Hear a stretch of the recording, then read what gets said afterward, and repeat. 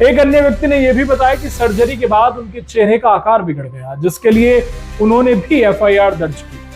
अब सवाल उठता है कि आखिर अनुष्का तिवारी ने ऐसा क्यों और कैसे किया? क्यों का जवाब है पैसा।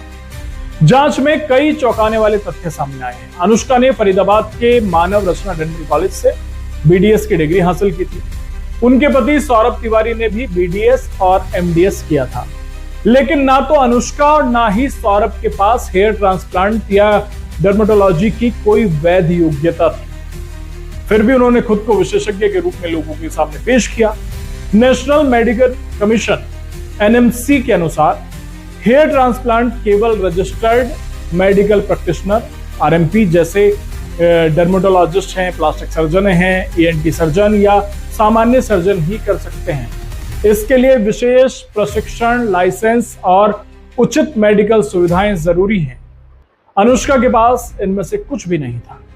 उनके क्लिनिक में ना तो प्रशिक्षित मेडिकल स्टाफ था, ना ही इमरजेंसी सुविधाएं थी। सर्जरी से पहले जरूरी टेस्ट जैसे एलर्जी टेस्ट नहीं किए गए। एनेस्थीसिया की गलत तकनीक, गलत डोज के कारण मरीजों के चेहरे पर सूजन और इन्फेक्शन हुआ। अनुष्का ने कम कीमत में सर्जरी का लालच देकर मरीजों को आकर्षित किया। जहां अन्य क्लिनिकों में हेयर ट्रांसप्लांट की जो लागत है वो लाखों में आती है, वहीं अनुष्का इसे 40 से 50 हजार में कर रहे हैं। ये लालच कई लोगों के लिए घातक साबित हुआ। दोनों इंजीनियरों की मृत्यु के बाद अनुष्का और उनके पति सौरभ फरार हो गए। उनके क्लिनिक पर ताला लगा है और बोर्ड हटा दिया गया। पुलिस ने कई शहरों में उनकी तलाश की, लेकिन अभी तक वे पकड़ में नहीं आए हैं। और इस दुखद घटना से हमें कई सबक मिलते हैं।